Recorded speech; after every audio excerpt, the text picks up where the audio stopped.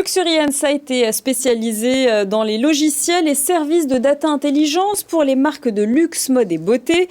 8 des 10 premières marques de luxe mondiales font partie de leurs clients. Luxury Insight, c'est 850 000 points de vente, 12 millions de produits dans leur logiciel. À noter que l'entreprise compte actuellement 38 collaborateurs.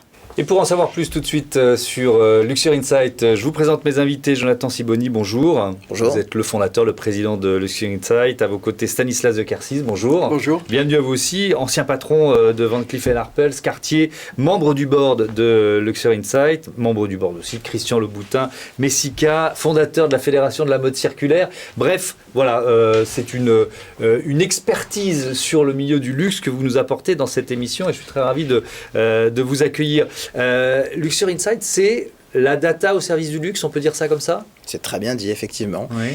Nous, notre métier, c'est de créer des logiciels qui accompagnent les marques, luxe, mode et beauté, dans leur prise de décision au quotidien, en créant tout à fait des logiciels qui sont basés sur la data. Alors ça passe par quoi ? C'est une sorte de plateforme. Imaginons, moi je suis un patron ou un cadre d'une grosse boîte de luxe. Comment j'utilise les services de Luxury Insight ? C'est exactement ça. C'est une plateforme SaaS, donc Software as a Service. Donc vous imaginez Bloomberg, donc c'est un peu le Bloomberg du luxe.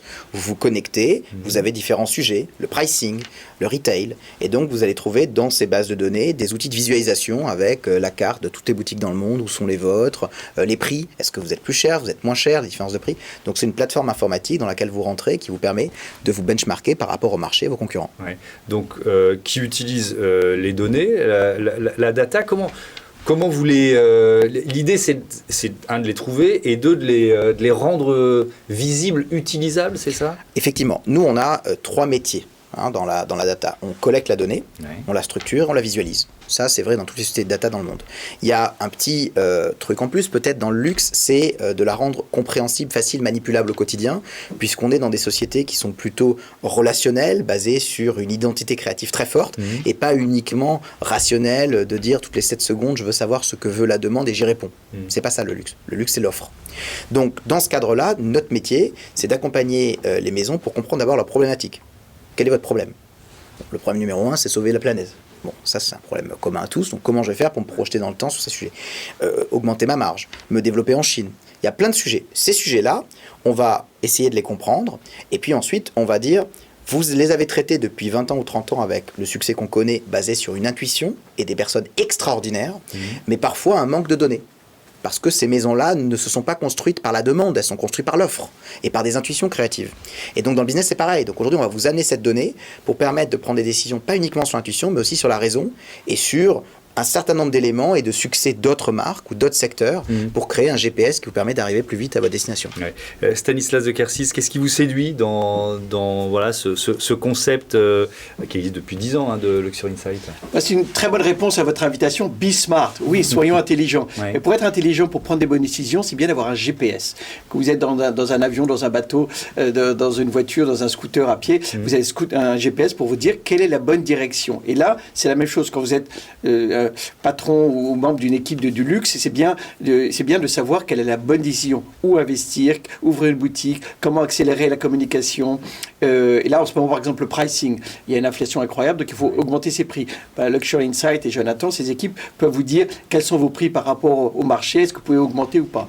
Le marché de l'occasion, qui est une occasion de ne pas rater, ce qu'on appelle le prix love, prix owned. Oui. Luxury Insight a gagné le prix BPI We Are Vivatech de toutes les startups qui permettent d'intégrer le second hand vintage pre-owned pre-love dans les marques de luxe et de mode. Et Luxury Insight et les équipes de Jonathan sont capables de vous dire voilà la grandeur du marché, voilà qui sont les opérateurs qui vendent vos produits et voilà les prix. Et c'est important parce que pour toutes les marques de luxe, c'est une révolution qui va avoir lieu.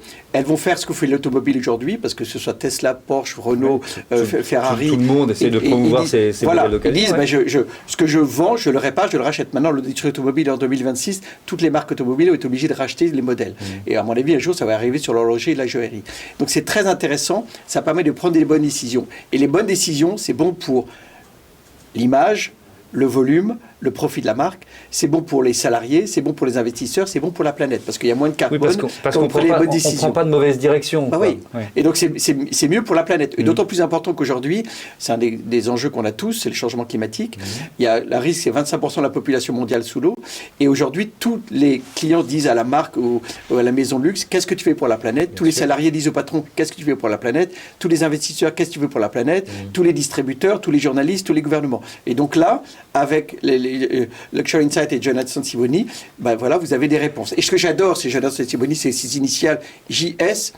Jubilation sérénissime. Parce que quand vous avez les... Là, on voit le créatif. Là. Quand vous avez Luxury Insight et les data, bah, vous êtes un GPS, vous dites, c'est la bonne décision. C'est bien, ça fait gagner du temps, de l'argent, de l'image. Je vais réussir à placer une question. Est-ce que c'est aussi une vigie? Parce que ça, je pense que c'est très important pour un patron de groupe, notamment dans le luxe. C'est-à-dire de sentir les tendances, de voir les tendances un peu avant qu'elles soient massives. Quoi. Tout à fait. C'est une vigie, je l'appelle ça un phare. C'est un phare qui permet de voir au loin, de dire, quand on conduit une voiture, on est en code et phare, et bien là, le Luxury Insight et Jonathan, c'est un phare qui vous permet de dire, en 2025, qu'est-ce qui va se passer, en 2027, en 2032, qu'est-ce qui se passe, et aussi dans d'autres pays, la Chine, qu'est-ce que c'est, donc ça vous permet d'avoir une vision. Pour moi, c'est un phare. Ouais. La Chine, c'est devenu quelle part du marché du luxe aujourd'hui? Alors la Chine est un marché qui m'intéresse particulièrement parce que j'ai vécu en Chine avant de créer Luxury Insight. Donc c'est quelque chose qui nous est assez consubstantiel. En 2019, donc juste avant le Covid, les consommateurs chinois c'était 33% du marché mondial, mais la Chine continentale c'était que 10%. Donc vous aviez 70% des achats de Chinois qui se faisaient en tant que touristes. D'accord.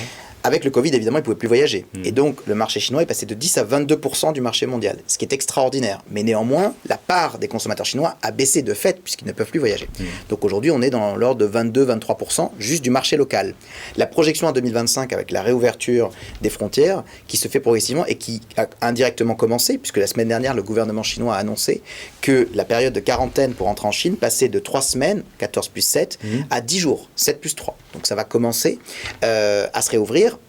Potentiellement, on pourrait imaginer que tous ces clients touristiques reviennent reviennent à la conquête ou à la découverte de nos marques. Donc la Chine, c'est fondamental à plein d'égards. Et si je puis juste rajouter un point sur ce sujet, j'ai eu la chance d'aller en Chine il y a 3 mois et donc de passer par ces différentes étapes de quarantaine et consorts. Et le mois que j'ai passé sur place m'a permis de voir à quel point la Chine avait changé. Et quand la Chine change, elle change aussi le monde. Et le monde du luxe a changé du fait de la Chine. Si vous voyez aujourd'hui les marques de luxe, vous voyez beaucoup de sneakers, vous voyez beaucoup de choses très jeunes, très Gen Z. Tout ça, ça vient beaucoup de la Chine. Les Chinois ne mettent pas de costume, ils sont très jeunes. Et donc, ils sont en train de transformer le secteur très rapidement. Et ce qui est en train de se passer aujourd'hui en Chine, peut-être aussi, c'est une forme de phare pour le futur. Et ben voilà, c'était passionnant. Merci beaucoup à tous les deux d'être venus nous présenter Luxury Insight, une autre entreprise. C'est tout de suite grâce à Amal Laoui.